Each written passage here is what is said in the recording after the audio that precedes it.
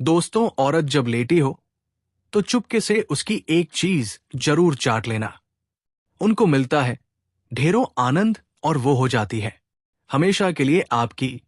ये चीज पुरुषों को चाटना बहुत जरूरी होता है, नहीं तो पति पत्नी में प्यार कम हो जाता है। इसे हर कोई चाटता है, हर पुरुष चाटता है। आप भी महिला की ये एक चीज जरूर चाट लेना। आपका भाग्य चमक जाएगा, किस्मत चमक जाएगी, आप करोड़पति लखपति हो जाएंगे, धनवान बन जाएंगे। दोस्तों मित्रों, हमारे चैनल सुखी संसार में आपका स्वागत है। आज का प्रसंग बहुत ही खूबसूरत है, वीडियो को लाइक जरूर करें। दोस्तों मित्रों, कौन सा पुरुष पत्नी का साथ कभी नहीं छोड़ता? पति पत्नी इस कहानी को जरूर सुने। दोस्तों, इस कहानी को पूरी निष्ठा के साथ जो सुनता है, उन पति पत्नी के रिश्तों में किसी भी प्रकार की कमी नहीं आती, बल्कि उनके बीच का बंधन और भी मजबूत हो जाता है। कलयुग के इस दौर में सबसे बड़ी समस्या ये है कि दाम्पत्य जीवन में प्रेम की दीवारें बहुत जल्द दरकने लगती है, विश्वास और आपसी समझ कमजोर पड़ने लगती है। लेकिन इस कहानी में एक ऐसा संदेश छिपा है जो हर रिश्ते को एक नया जीवन दे सकता है।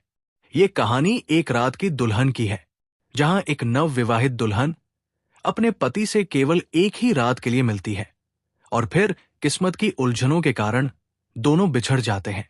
फिर शुरू होती है संघर्ष और परीक्षा की लंबी गाथा, जिसमें प्रेम, त्याग और समर्पण का अद्भुत संगम देखने को मिलता है।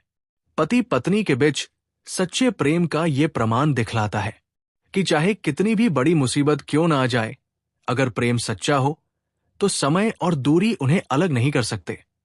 इस कहानी को सुनने के बाद हर किसी को यह महसूस होगा कि यदि पति पत्नी के बीच सच्चा प्रेम है तो चाहे कितनी भी बड़ी बाधाएं क्यों ना आ जाए, उन्हें एक दूसरे से मिलने से कोई नहीं रोक सकता।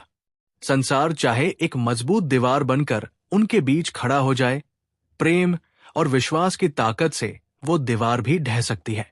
इस कथा में वो सब कुछ है जो आपको ये सोचने पर मजबूर कर देगा कि जीवन के कठिन पलों में भी प्यार की विजय संभव है। तो आइए दोस्तों, इस प्रेरणादायक और रोमांचक कहानी की गहराइयों में उतरते हैं। भगवान नारायण माता लक्ष्मी से कहते हैं, देवी लक्ष्मी, ध्यान से सुनो। आज मैं तुम्हें एक ऐसी कहानी सुनाने जा रहा हूं जो प्राचीन काल की है। इस नगर में एक प्रतिष्ठित सेठ रहता था। वो अत्यंत धनवान था और उसकी प्रसिद्धि दूर दूर तक फैली हुई थी। परंतु उसके जीवन में सबसे मूल्यवान धरोहर उसकी इकलौती बेटी थी। ये बेटी न केवल रूपवती थी, बल्कि गुणों की खान भी थी।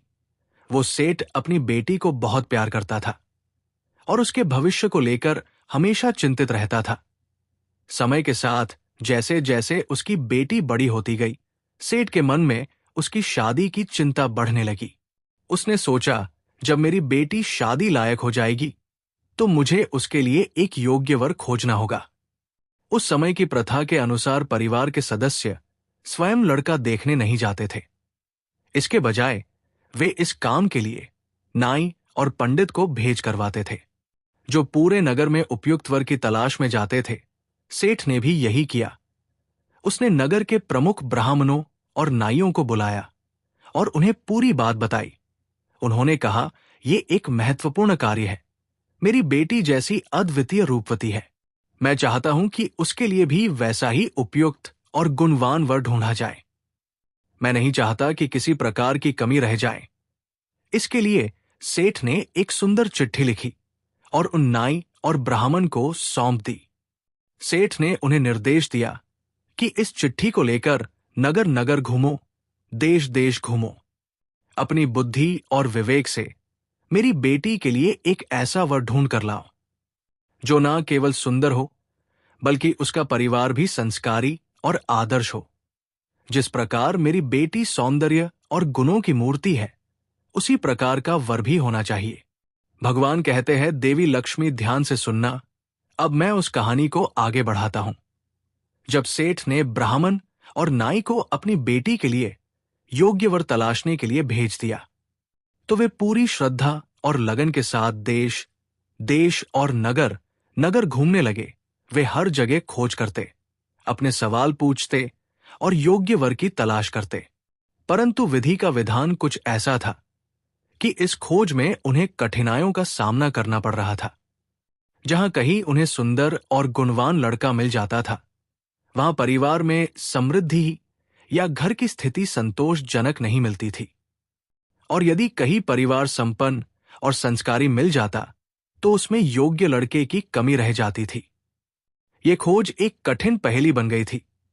सेठ की बेटी जिस अनुपम सौंदर्य और गुणों से विभूषित थी, वैसे ही गुणों वाला लड़का ढूंढना आसान नहीं था।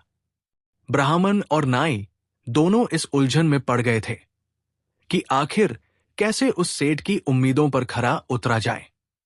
एक नगर से दूसरे नगर, एक राज्य से दूसरे राज्य तक की उनकी यात्रा चलती रही। उन्हें हर जगह अलग अलग प्रकार के परिवार और लड़के मिलते थे, लेकिन सेठ की बेटी के योग्य कुछ भी नहीं मिला। फिर एक दिन वे एक ऐसे नगर में पहुंचे जहां उन्होंने देखा कि एक परिवार अपनी सादगी और सज्जनता के लिए प्रसिद्ध था। उस परिवार का एक लड़का था जो न केवल सुंदर था, बल्कि अपने स्वभाव से भी बहुत नेक और संस्कारी था। हालांकि परिवार में आर्थिक स्थिति थोड़ी कमजोर थी और धन की तंगी स्पष्ट थी, परंतु वो परिवार धर्म कर्म में निपुण और आदर था। ब्राह्मण ने विचार किया, ये परिवार भले ही आर्थिक दृष्टि से कमजोर है, लेकिन इसका मानवीय मूल और संस्कार अमूल्य है। लड़का सुंदर और गुणवान है। ये एक ऐसा अवसर है जिसे गंवाना नहीं चाहिए। ब्राह्मण ने मन ही मन निश्चय किया कि चाहे परिणाम कुछ भी हो, ये प्रस्ताव सेठ के पास ले जाना चाहिए। उन्होंने हिम्मत करके उस परिवार से बातचीत की और सेठ की बेटी के विवाह की बात बढ़ाई। उस परिवार ने बड़ी ही विनम्रता से उस प्रस्ताव को स्वीकार कर लिया और विवाह की तिथि पंडित ने निश्चित कर ली। फिर क्या था, ब्राह्मण और नाई खुशी खुशी वापस सेठ के पास लौट आए। ब्राह्मण और नाई ने जब सेठ से जाकर ये समाचार सुनाया कि एक सुंदर, योग्य और संस्कारी वर मिल गया है और विवाह की तिथि भी निश्चित हो चुकी है, तो सेठ और उसका परिवार बहुत खुश होता है। सभी जगह आनंद और उत्सव का माहौल था। सेठ की बेटी के घर में भी विवाह की तैयारियां जोर शोर से चलने लगती है। उधर वो वर के घर में भी सभी लोग बड़े उत्साह और उमंग के साथ तैयारियों में जुड़ जाते हैं। ये एक ऐसा अवसर था जो सभी के दिलों में उमंग और उम्मीदें लेकर आया था। परंतु विधाता का खेल किसे मालूम होता है। जब विवाह की तिथि निकट आई तो एक अप्रत्याशित घटना घटती है। जिस लड़के के लिए ब्राह्मणों ने टीका भेजा था, जिसे वर के रूप में चुना था, वो एक गंभीर दुर्घटना का शिकार हो जाता है। इस दुर्घटना में उसकी एक आंख फूट जाती है। अब वो एक आंख से ही देख सकता था। यह हादसा न केवल लड़के के लिए, बल्कि उसके पूरे परिवार के लिए गहरी चिंता का विषय बना हुआ था। विवाह का दिन अब बहुत निकट आ चुका था। वर के घर में अब खुशी जगह निराशा और उदासी ने ले लिया था। परिवार के सदस्यों के चेहरों पर चिंता की लकीरें साफ दिखाई दे रही थी। सब सोच में पड़ गए थे कि इस परिस्थिति में अब क्या करें। यदि लड़के को एक आंख से दूल्हा बनाकर बारात में लेकर जाते हैं और दुल्हन के परिवार ने इसे देखकर शादी करने से मना कर दिया, तो ये पूरे परिवार के लिए बड़ा ही अपमानजनक होगा। न केवल वर का परिवार, बल्कि पूरा मोहल्ला और समाज उनकी हंसी उड़ाएगा। ये उनके मान सम्मान का प्रश्न बन गया था। वर के परिवार के बुजुर्ग, विशेष रूप से लड़के के दादाजी, जो बेहद समझदार और अनुभवशील व्यक्ति थे, उन्होंने सभी को सांत्वना दी। उन्होंने कहा, चिंता मत करो, हमें एक उपाय करना होगा। हम रास्ते में एक किराए का दूल्हा ढूंढ ले जाएंगे। जब विवाह संपन्न हो जाएगा तो बाद में हम अपनी बहू को स्थिति समझाकर घर ले आएंगे। इधर भगवान नारायण माता लक्ष्मी को समझाते हुए कहते हैं, हे देवी, इस कथा को ध्यान से सुनना। जब बारात रास्ते में आगे बढ़ रही थी, हर कोई चिंता और आशंका से घिरा हुआ था। तभी सभी सोच रहे थे कि क्या किया जाए और कैसे इस मुश्किल को हल किया जाए। तभी यात्रा के दौरान बारात घने जंगल से गुजर रही थी। वहां एक पेड़ के नीचे एक सुंदर कुमार सोया हुआ था। उसका रूप और सौम्य चेहरा देखकर बारात में शामिल लोगों के मन में विचार आया कि इससे सुंदर दुल्हा कहीं नहीं मिलेगा। लड़के के दादाजी, जो बेहद समझदार और अनुभवी व्यक्ति थे, उन्होंने तुरंत उस लड़के को जगाया और उससे पूछा, तुम कौन हो और इस जंगल में क्या कर रहे हो? कुमार ने आंखें खोलकर देखा और कहा, मैं एक गरीब आदमी हूं और मैं यहां कुछ व्यक्तिगत कारणों से आया हूं। यह सुनकर दादाजी ने कहा, तो फिर हमारे साथ चलो, हम तुम्हारे लिए एक काम देते हैं। लड़के ने हैरानी से पूछा, मुझे क्या करना होगा? दादाजी ने कहा, तुम्हें ज्यादा कुछ नहीं करना है। हम तुम्हें एक रात के लिए दूल्हा बनाएंगे और तुम्हारा विवाह कराएंगे। इसके बदले में हम तुम्हें एक सोने की मोहर देंगे। कल सुबह होते ही तुम अपने रास्ते चले जाना। दोस्तों मित्रों, पहले तो उस लड़के ने मना कर दिया, लेकिन बारात में मौजूद अन्य लोगों ने उसे समझाया और कुछ ने दबाव भी बनाया। तब आखिरकार वो लड़का मान जाता है, क्योंकि उसके पास उस समय कोई विकल्प नहीं था और उसे ये प्रस्ताव किसी अद्वितीय अवसर जैसा लगा। बारात ने उस कुमार को दूल्हा बना लिया और उसे सजाकर पालकी में बैठा दिया। सभी ने राहत की सांस ली, मानो अब सब ठीक हो जाएगा। बारात जब लड़की के घर पहुंची तो वहां का दृश्य देखने लायक था। हर तरफ खुशियों की गूंज थी, ढोल नगाड़े बज रहे थे और लोग बारात का स्वागत करने के लिए तैयार खड़े थे। लड़की की मां और पिता ने जब पालकी से निकले दूल्हे को देखा तो उनकी आंखों में खुशी और गौरव था।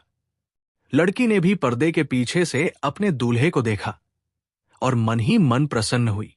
उसने सोचा, मेरा पति कितना सुंदर है। लेकिन उस बेचारी को यह नहीं पता था कि यह दूल्हा असल में किराए का दूल्हा है।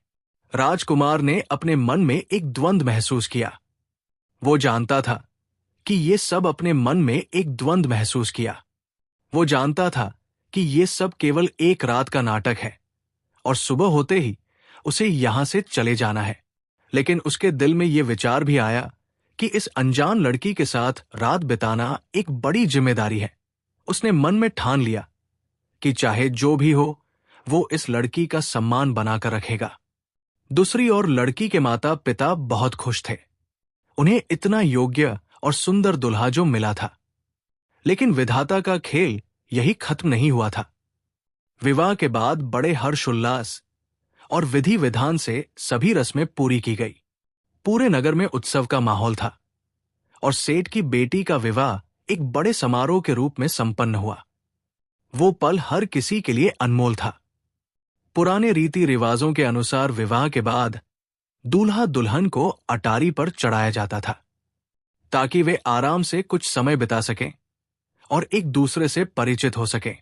अब किराए का दूल्हा, जो असल में एक अजनबी लड़का था, दुल्हन के साथ अटारी पर पहुंच जाता है। उसने दुल्हन को देखा और उसकी सुंदरता को उसकी मासूमियत ने उसे कुछ पल के लिए स्तब्ध कर दिया। वो सोच में पड़ गया कि किस परिस्थिति में वो यहां आया है और अब क्या करना चाहिए। उसके मन में एक बड़ा संकोच था। वो जानता था कि वो सिर्फ एक रात के लिए यहां आया है। दुल्हन, जो अब तक सोच रही थी कि सब कुछ सामान्य है, अपने दूल्हे के बर्ताव से थोड़ी चिंतित हो गई। उसने देखा कि उसका पति चुपचाप बैठा है और उससे बात नहीं कर रहा है। ये उसे परेशान करने लगा। उसने साहस जुटाकर पूछा, महाराज, क्या आपको कुछ पसंद नहीं आया? क्या मैं आपके योग्य नहीं हूं? इस पर कुमार ने उसे सांत्वना देते हुए कहा, नहीं, ऐसा कुछ भी नहीं है। फिर भी दुल्हन के मन में संदेह और चिंता बनी रही। लड़के ने देखा कि वो सवालों से धिर गया है। उसने बात को संभालते हुए कहा, तुम्हें चिंता करने की आवश्यकता नहीं है, मैं बस कुछ सोच रहा हूं। यह सुनकर लड़की ने राहत की सांस ली, लेकिन मन में अभी कुछ सवाल थे। लड़के ने मन ही मन ये निर्णय लिया कि वो इस रात को केवल बातचीत से गुजारेगा ताकि इस लड़की का सम्मान सुरक्षित रहे। उसे समझ में नहीं आ रहा था कि उसका पति उससे बात क्यों नहीं कर रहा है। वो सोचने लगी कि मेरे पति मुझसे खुश क्यों नहीं है? क्या मैंने कोई गलती कर दी है? इस तरह की उलझनों के बीच दोनों के बीच एक अजीब सी खामोशी छा गई थी। फिर दुल्हन ने साहस जुटाकर फिर से बातचीत शुरू की। उसने पूछा, क्या हमारे बीच कोई समस्या है? आप इतनी खामोशी क्यों बरते हुए हैं? लड़के ने उसकी ओर देखा और उसके चेहरे पर मासूमियत देखी। उसने कहा, नहीं प्रिया, कोई समस्या नहीं है, मैं बस इसीलिए उदास हूं। जब राजकुमार ने देखा कि रात बीत रही है और उन्हें किसी तरह इस समय को गुजारना है, उसने एक बहाना बनाया और दुल्हन से कहा, प्यारी, मुझे बहुत जोर से भूख लगी है, इसीलिए मैं उदास हूं। क्या कुछ खाने का इंतजाम हो सकता है? यह सुनकर दुल्हन एकदम घबरा गई। उसने सोचा, ये मेरी पहली रात है और मेरे पति को भूख लगी है। ये कैसे हो सकता है कि मैं उन्हें भूखा छोड़ दूं? लेकिन छती पर खाने पीने की कोई व्यवस्था नहीं थी। वहां कुछ थोड़े से चावल पड़े थे, जिन्हें शायद पुराने समय से रखा गया था। उन चावलों पर उसे आंसुओं की बूंदें नजर आई, मानो किसी की उदासी या चिंता का प्रतीक हो। लड़की ने साहस जुटाया और चावल पकाने का निश्चय किया, लेकिन वहां ईंधन के लिए लकड़ियां नहीं थी। लड़की के हालात ऐसे थे कि उसे समझ में नहीं आ रहा था कि वो क्या करे। वो परेशान हो गई, लेकिन हार मानने वाली नहीं थी। उसने अपने शरीर के वस्त्रों को ईंधन के रूप में जलाना शुरू कर दिया ताकि चावल पक सके। ये देखकर राजकुमार स्तब्ध रह गया। उसने सोचा, इस लड़की का प्रेम और समर्पण कितना महान है। मैं एक किराए का दूल्हा हूं और ये लड़की मेरे लिए अपने वस्त्रों की बलि दे रही है। राजकुमार दुल्हन को बिना वस्त्र के देख उसके अरमान जाग उठे। फिर दोनों ने। दोस्तों, मित्रों, अगर आप इस कहानी का पार्ट 2 देखना चाहते हैं तो हमारे चैनल सुखी संसार को सब्सक्राइब करके कमेंट में पार्ट 2 लिखकर वीडियो को लाइक जरूर करें। धन्यवाद।